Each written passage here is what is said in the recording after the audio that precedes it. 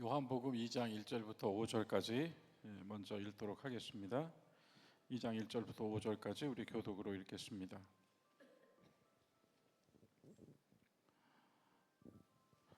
사흘째 되던 날 갈릴리 가나에 혼례가 있어 예수의 어머니도 거기에 계시고 예수와 그 제자들도 혼례의 청함을 받았더니 포도주가 떨어진지라 예수의 어머니가 예수에게 이르되 저들에게 포도주가 없다 하니 예수께서 이르시되 여자여 나와 무슨 상관이 있나이까 내 때가 아직 이르지 아니하였나이다.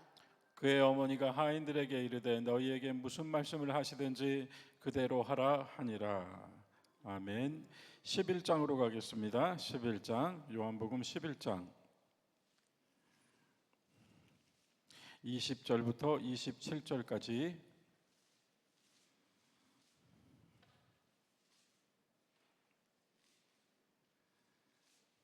교독하여 읽고 27절은 같이 읽겠습니다. 마르다는 예수께서 오신다는 말을 듣고 곧 나가 맞이하되 마리아는 집에 앉았더라.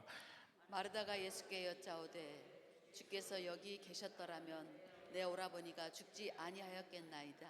그러나 나는 이제라도 주께서 무엇이든지 하나님께 구하시는 것을 하나님이 주실 줄을 아나이다. 예수께서 이르시되 내 오라비가 다시 살아나리라. 마르다가 이르되 마지막 날 부활할 때에는 다시 살아날 줄을 내가 아나이다. 예수께서 이르시되 나는 부활이요 생명이니 나를 믿는 자는 죽어도 살겠고 무릇 살아서 나를 믿는 자는 영원히 죽지 아니하리니 이것을 내가 믿느냐. 이르되 주여 그러하외다. 주는 그리스도시요 세상에 오시는 하나님의 아들이신 줄 내가 믿나이다. 아멘.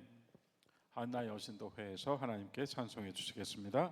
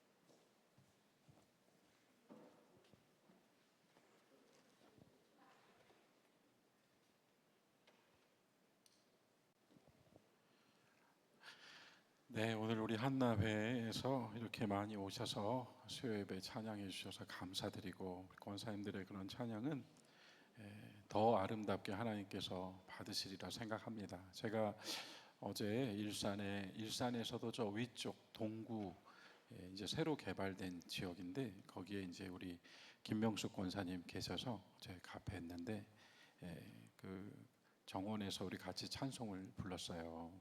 그냥 부르자고 하시는 거 다 불렀거든요. 세 곡 불렀는데 너무 좋았어요. 그래서 나무와 숲과 풀들이 다 같이 찬송하고 있는 것 같았어요. 그래서 우리 권사님 잘 계시고 정정하시고, 찬송도 잘하시고 너무 좋은 예배를 드리고 와서 사실 어제 기뻤어요. 여러분, 저는 최근에 결심하고 일기를 새로 쓰기 시작했어요. 근데 제가 쓰는 일기장의 제목은 뭐냐면 오늘은 최고의 날이에요. 그래서 제가 그 일기에 쓰는 것은 뭔가 하면 오늘 하루 살면서 가장 최고였고 가장 기뻤던 거 적어 놓기입니다. 그래서 제가 그 책의 일기장의 처음에는 이렇게 썼어요. 주님께서 선물해 주신 하루, 주님께서 허락해 주신 하루, 주님께서 함께 해 주시는 하루, 주님께서 인도하시는 하루, 주님께서 살아계시는 하루, 주님께서 사랑해 주시는 하루. 그렇게 쓰다 보니까 끝도 없더라고요.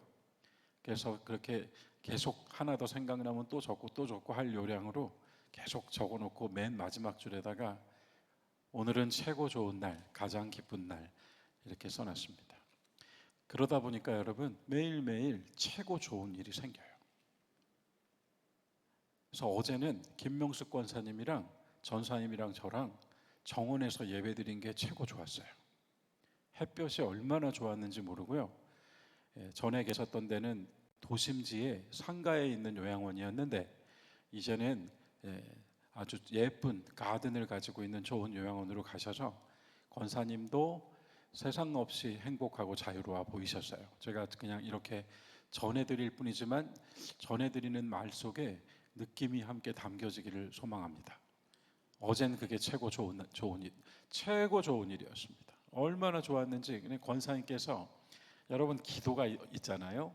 기도 받으시죠. 기도 받으시고 나서 그 감격이 오면은요, 기도가 나와요. 그래서 제가 어른들 뵐 때 가끔 그런 경험해요. 정말 우리 부목사님들이 항상 저랑 신방하고 나면 온 힘을 다해서 신방해 주신다 이런 얘기를 해줘서 고마운데요.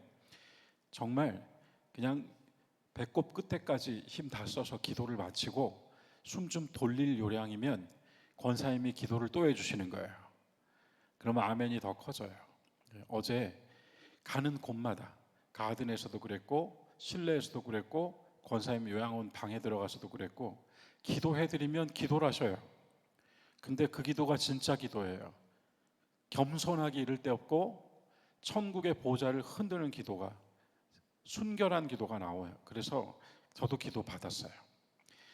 제가 이렇게 서두를 잡는 것은 우리의 기도 생활이 습관이 되어야 하고 생활 속에 있어야 되는 거 당연한 겁니다. 습관이 영어로 뭐죠, 여러분? 습관? 헤빗이라는 말로 어원을 가지고 사용된 단어 하나가 있어요. 그 누구죠? 카터 대통령이 나중에 그런 운동했다 그러죠? 헤비타트. 그럼 헤비타트, 거기 명사형으로 헤비탄트 그러면 뭘까요? 거주자입니다. 거주자. 그래서 헤빗, 습관이라는 것은 살아버린다는 의미와 함께 있는 겁니다. 몸에 들어와 있는 거예요. 예배와 기도는 습관이어야 합니다. 여러분과 제가 구원받았어요. 예수 그리스도를 통하여 죄사함 받았어요. 죄사함 받은 자가 계속 죄를 사해달라고 기도해요. 뭔가 이상하죠? 우린 이미 죄사함 받았는데요. 그럼에도 불구하고 생활 속에서 또 죄를 짓기 때문에 겸손한 마음으로 다시 죄의 고백을 합니다. 하지만 우리가 예수 그리스도를 통해 얻은 구원은 그 한 면만 있지 않아요. 또 다른 면이 있습니다. 주님은 우리의 죄를 대신하여 자신의 몸을 드린 유월절 어린 양이기도 하지만 로마서에서 뭐라고 하죠? 하나님과 우리의 관계를 아버지와 아들, 딸의 관계로 만드시기 위한 화목 제물입니다. 그래서 예수 그리스도의 십자가는 우리의 죄 사함만 한 것이 아니라 죄 사함 이후 우리가 하나님과 화목하여 사는 생활인이 되게 해주시는 거고요. 그 생활인의 자리가 어디냐면 예배입니다. 그래서 우리는 구원을 받았다라고 하는 말씀 속에 하나님께서 우리를 용서하셔서 하늘의 시민으로 삼아주신 것, 그러면 그 하늘의 시민으로 사는 삶의 이 땅 위에서 이루어질 때 그것이 바로 예배자의 삶이고 기도하는 사람의 삶이라는 거죠.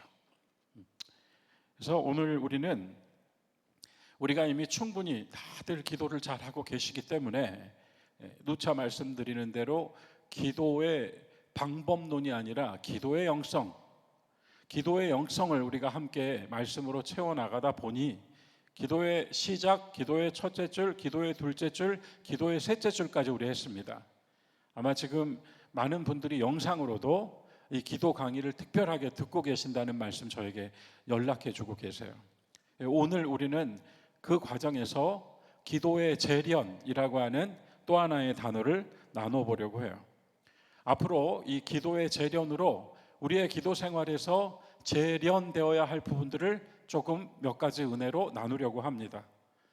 우리가 기도를 정의 내릴 때 첫 번째 뭐였죠? 주님과의 대화. 기도를 다시 정의 내릴 때 두 번째 뭐였죠? 주님과의 동역입니다. 주님과의 대화이고 주님과의 동역인 이 기도 생활 속에서 기도는 다만 대화이고 다만 하나님의 뜻을 내가 이루어가기 위한, 나를 통해 이루시기 위한 동역을 넘어서 시편에 가면 또 성경에 보면 기도는 이미 우리의 시와 찬미와 신령한 노래가 되어 있습니다. 그래서 기도는 대화이고 동역이며 동시에 시와 찬미와 신령한 노래입니다. 그런데 여러분, 우리가 보통 찬송을 뭐라고 부르죠?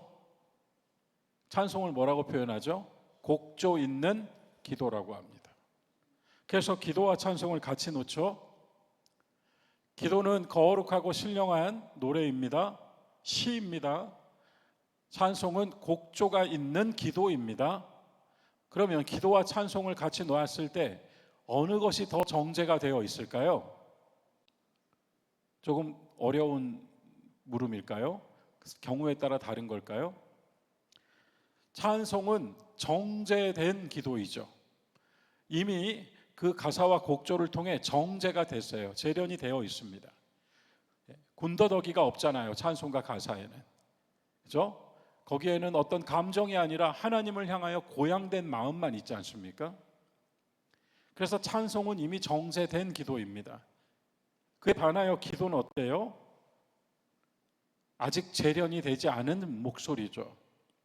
기도는 그래서 찬송과 달리 솔직하고 진실하지만 동시에 거칠기도 하고 두서없으며 감정적이기도 하죠.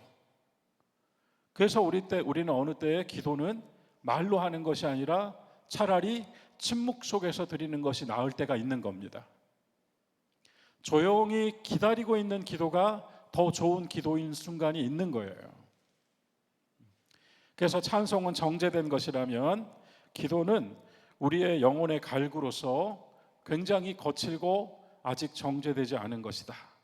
그래서 좀 더 기도의 원칙에 합당하게 우리가 기도하고 그리고 하나님과 동역한다고 하는 기도의 목적에 부합하고자 할 때 하나님께서 들으시기에 합당한 온전한 기도를 드리고자 할 때 이 재련이라고 하는 영적인 단계를 스스로 또 자기 몸에 자신의 의식에 영혼에 가지고 있는 것도 의미 있겠다 생각돼요.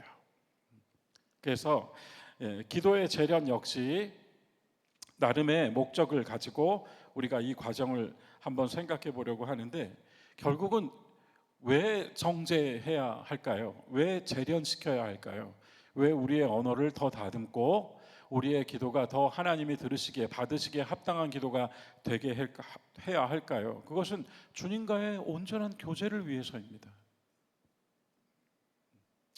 요한복음은 우리가 이미 공부를 했어요. 이미 우리가 전권을 다 봤지만 이 요한복음은 정말 특별한 성경 복음서 말씀인 것 같아요. 공간복음서와 다르기에 요한복음서고 또 요한복음서는 이미 시작부터 완전히 다른 형태를 가지고 있죠. 예수님의 출생이나 이러한 이야기들을 전혀 하지 않고 오히려 예수님을 태초에 계셨던 말씀으로 완전히 구별시켜 놓고 있는 게 요한복음이죠. 그런데 요한복음이 의외로 이 모든 요한복음의 사건들 속에서 우리에게 동시에 기도를 가르쳐 주고 있기도 합니다. 이것 또한 강단에서 한 번도 나누지 않은, 아마도 나누지 않을 이야기가 될 것 같아요. 요한복음에서 등장하고 있는 가나의 혼인잔치, 수가성의 여인, 가늠한 여자, 그리고 나사로, 이 모든 인물들은 그 사건의 뒤에 우리에게 기도의 교훈을 함께 주고 있습니다. 거기서 우리가 이 기도에 대해서 재련할 수 있도록 다듬어 주시는 뭔가가 있다는 말씀이에요. 자, 요한복음 시작. 태초에 있던 말씀, 하나님과 함께 계셨던 말씀, 그 말씀은 하나님이셨다. 이렇게 시작합니다. 그 말씀이 육신이 되어 땅에 오셨다. 그래서 예수님을 가리켜 요한복음은 말씀이 육신이 되어 오신 분. 그러면 말씀이 육신이 되어 오신 분이라는 것은 다만 가르쳐주는 선생이나 인류의 지도자로 오신 것이 아니라 말 그대로 하나님의 말씀이 몸으로 드러나게 오신 분이라는 거죠.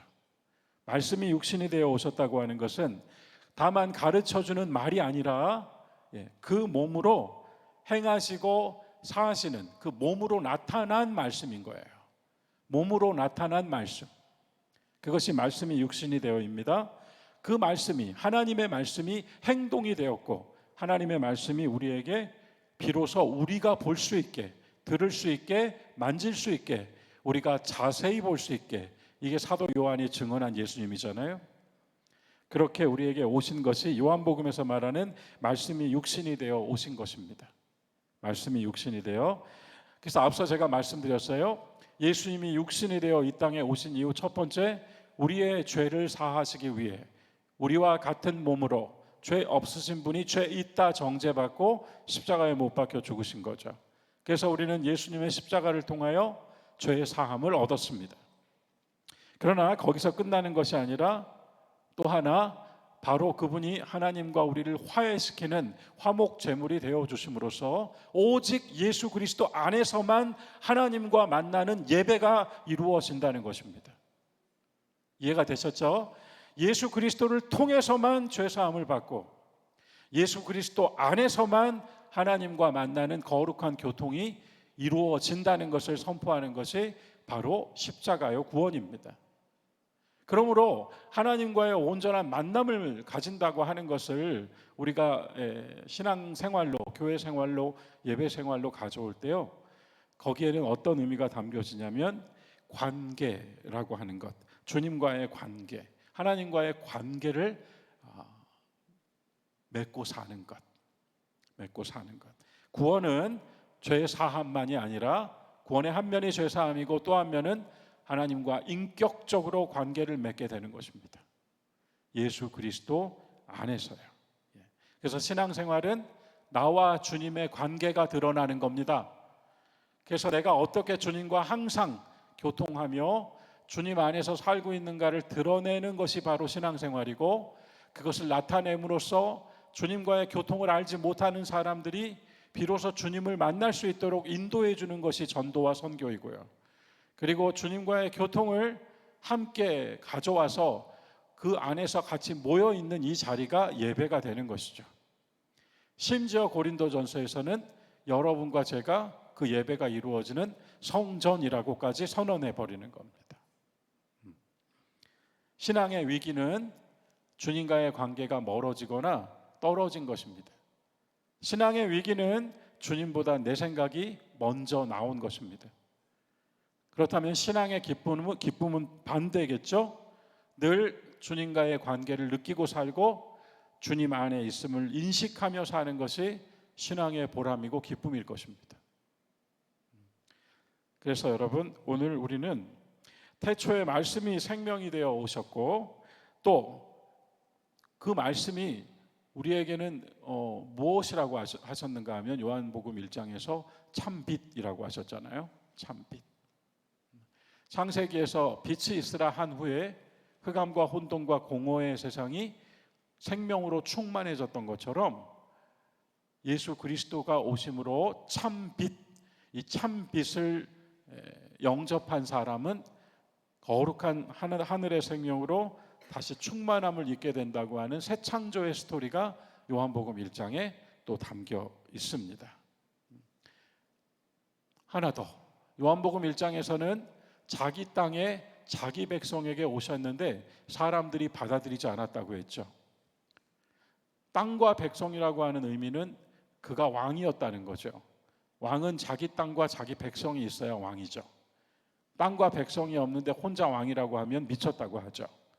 영토와 백성이 있어야 왕인 겁니다. 그래서 요한복음 1장에서 예수님께서 자기 땅과 자기 백성에게 오셨는데 자기 사람들이 영접하지 않았다, 이렇게 말하고 있는 겁니다.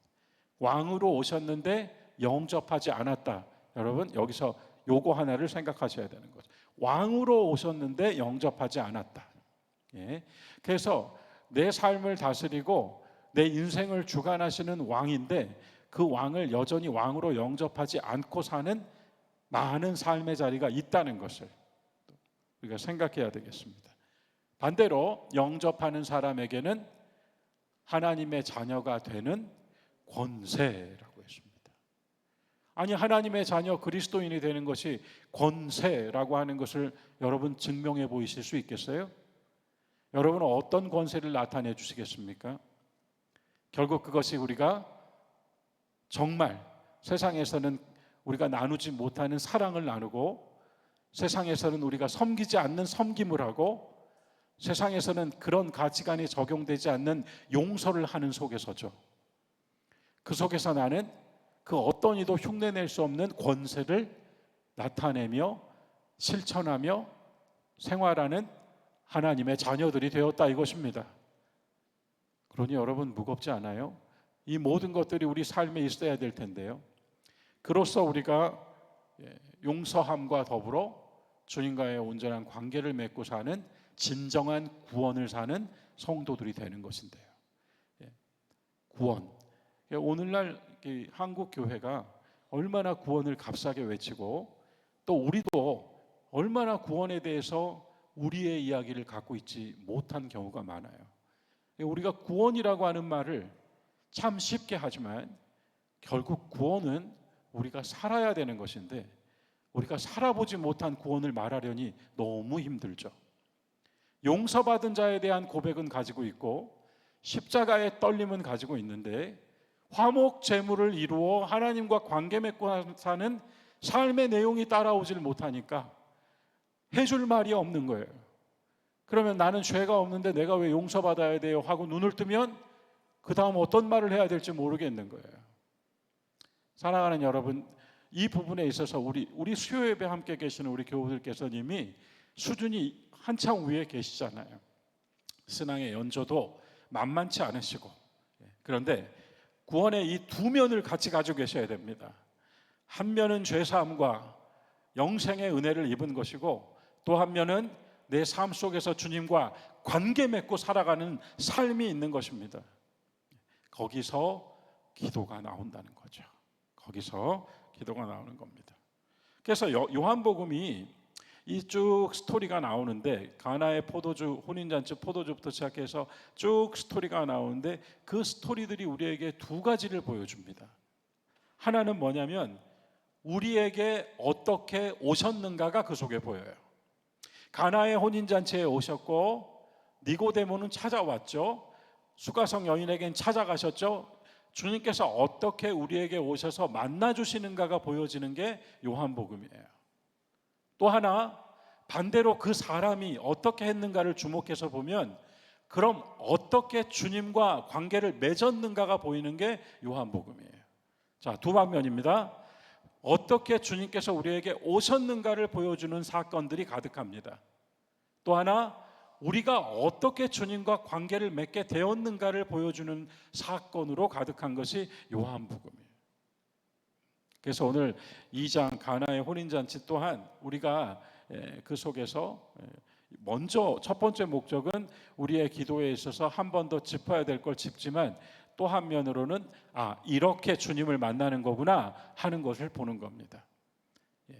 예수님 입장에서 보면 어떻게 손성호에게 오셨는가가 보이고, 손성호의 입장에서 보면 어떻게 주님께 가게 되는가가 보이는 게 요한복음의 사건들이다, 이렇게 말씀드릴 수 있겠어요. 우리가 많은 기도를 하고 오랜 시간 기도를 하지만 그럼에도 불구하고 어느 때에 전혀 기도의 느낌이 들지 않는, 오히려 졸음이 와버리는 이런 순간의 경험들도 있죠. 많이 기도했고 오래 기도해서가 아니라 우리가 진정으로 주님을 느끼고 의식하고 또한 주님께서 함께하고 계심을 믿는 믿음으로 기도할 수 있는 정말 그런 신령한 기도가 될 때 우리의 기도는 힘이 생기고 확신이 생기고, 다만 우리의 기도 소리로 함께 기도하는 이들도 함께 강력한 힘을 나누어 갖게 되는 그런 능력이 생기는 겁니다. 저의 경우는 방언 기도를 받을 때 다만 제가 받은 것이 아니라 제가 방언 기도를 받고 저와 함께하고 있던 우리 청년들, 청소년들과 같이 기도를 하고 있었는데 다 같이 받아버렸어요. 기도의 능력이라고 하는 건 우리가 상상할 수 있는 영역 바깥에 있습니다. 자, 기도의 재련 첫 번째, 오늘 말씀에서 비추어 본 기도의 재련 첫 번째는 주님보다 앞서지 말아야 한다입니다. 어렵습니다. 이렇게 말하면 주님보다 앞서지 말아야 된다 하면 일단 어렵게 들으실 수 있어요.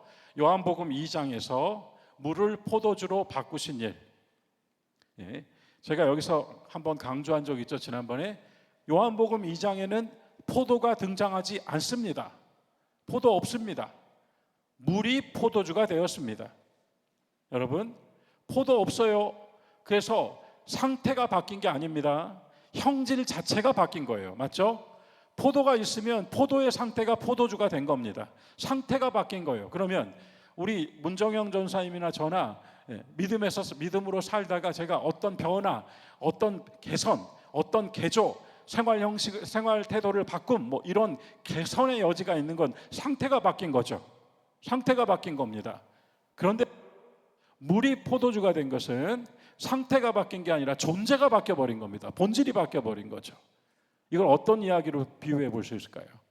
세리가 목숨을 바치는 제자가 된 것도 그렇고요, 창녀가 가장 성스러운 여자가 되는 것도 그렇고요, 그냥 존재 자체가 바뀌어버리는 겁니다. 복음 사건입니다, 이것이. 그래서 가나의 혼인잔치는 단지 물이 포도주가 되었다, 그건 뭐라고 표현하죠? 기적. 근데 요한복음은 모든 주님께서 하시는 일을 기적이라고 한 번도 쓰지 않아요. 뭐라고 쓰죠, 여러분? 표적이라고 합니다. 그럼 기적과 표적은 어떻게 다를까요? 기적은 눈에 보인 것입니다. 표적은 눈에 보이지 않는 게 보인 겁니다.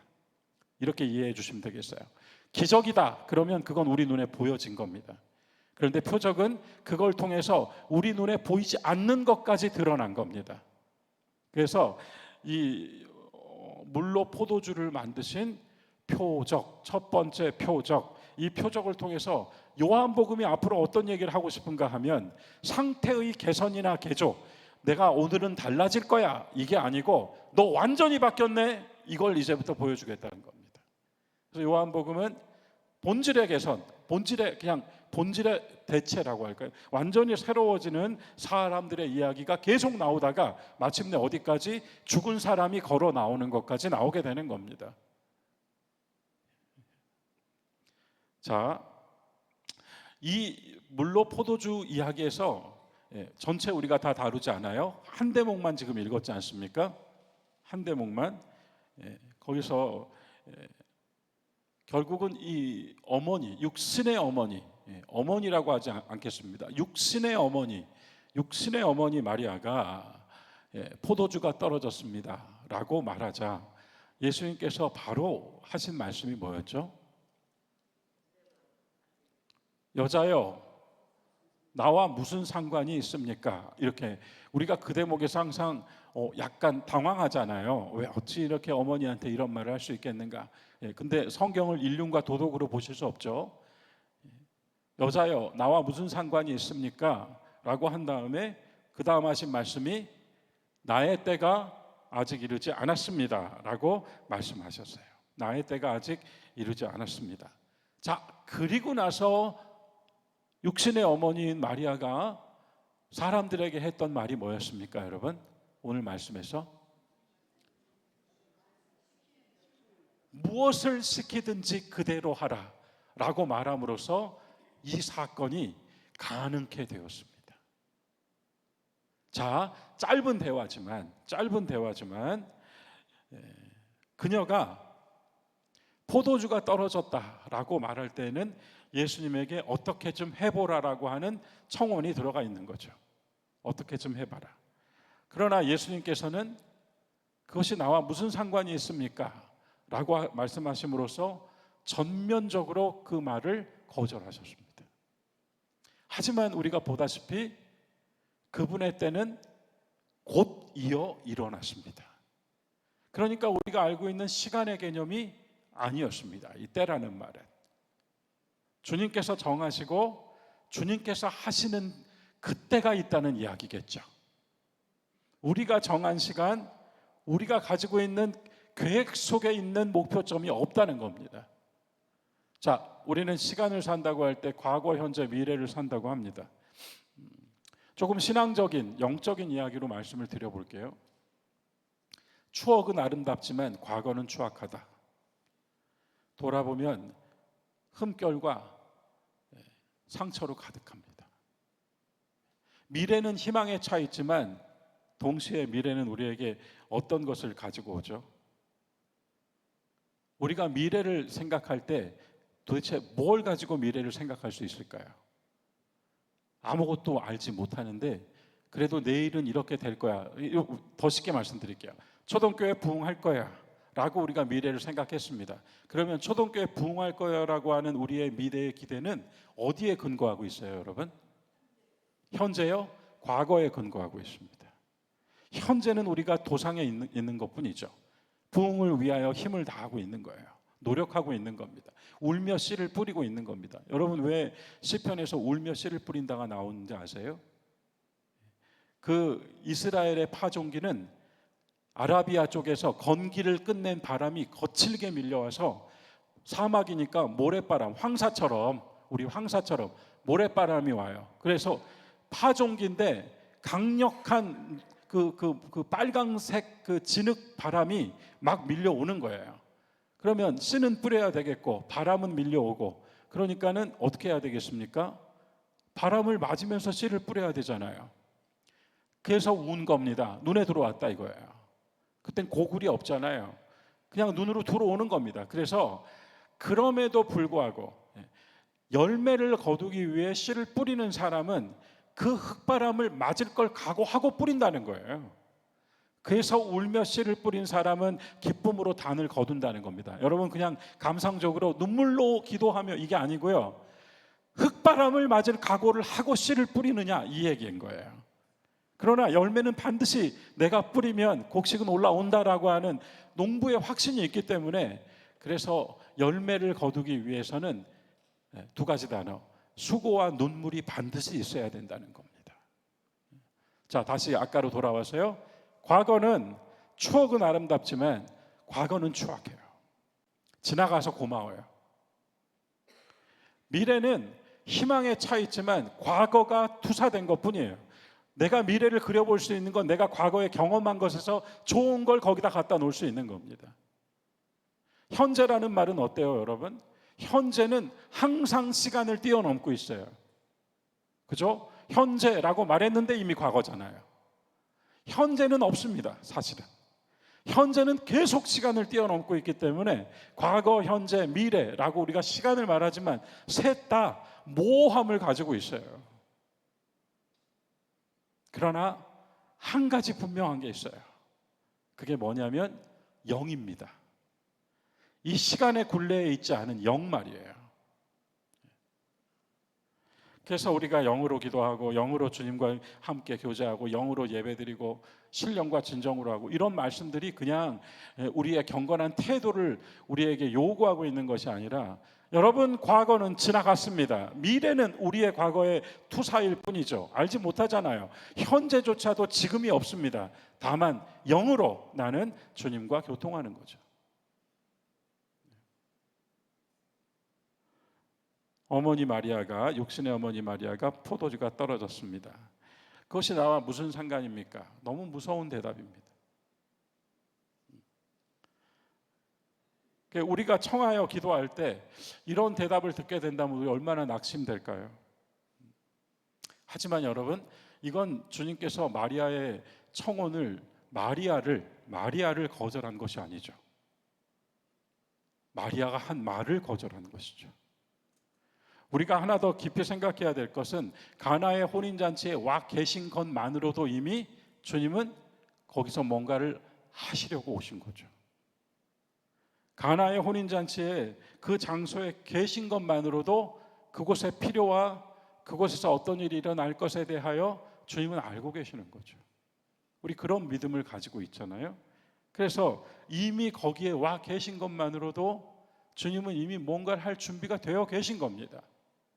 하지만 그분의 때로. 그래서 결혼은 인생의 가장 중심점이고 가장 좋은 날이잖아요.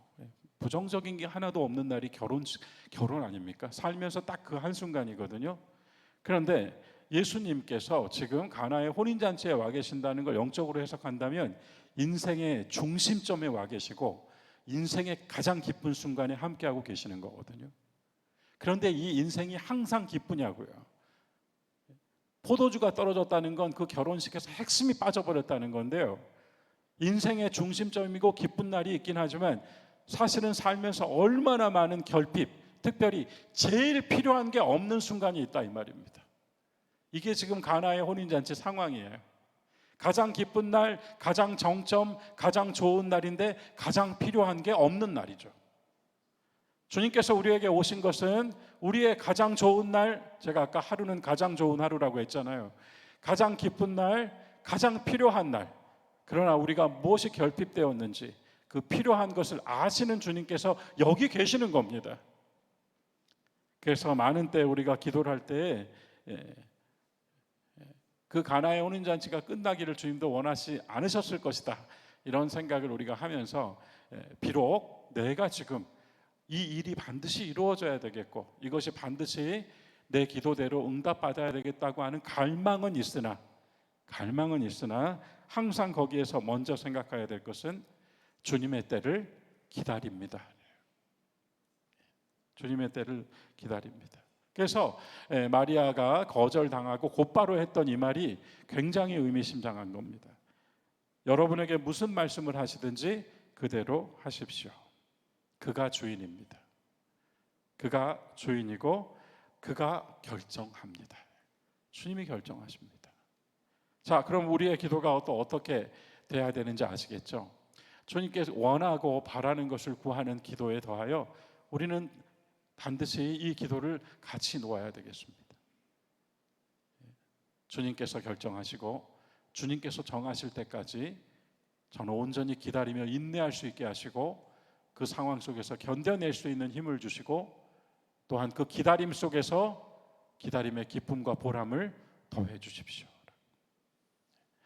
많은 이들이 청원과 간구의 기도를 합니다만 항상 그 속에서 그 청원과 간구의 자리에 근데 여러분 이게 의식적으로 우리가 기도를 이렇게 쓰자는 게 아닙니다. 이 마음을 가지고 기도해야 된다는 거죠. 그래서 많은 간구와 청원 속에서 은연중에 우리는 우리가 원하는 때와 우리가 원하는 방식이 있는 겁니다. 그러나 그것은 주권자가 나인 거지 주님이 아닌 거잖아요. 주께서 말씀하신 것처럼 그것은 나와 무슨 상관이 있습니까? 다만 거절하시고 그 수모를 주신 말씀이 아니라 주님과 상관 있는 것이라는, 주님과 상관 있을 그때를 향하여 나는 기도하고 있다는 그런 믿음이 함께 놓여 있어야 된다는 것입니다.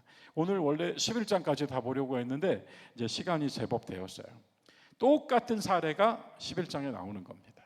똑같은 사례가 2장에서는 가장 중요한 포도주가 떨어진 거고요, 11장에서는 가장 중요한 생명이 끊어진 겁니다.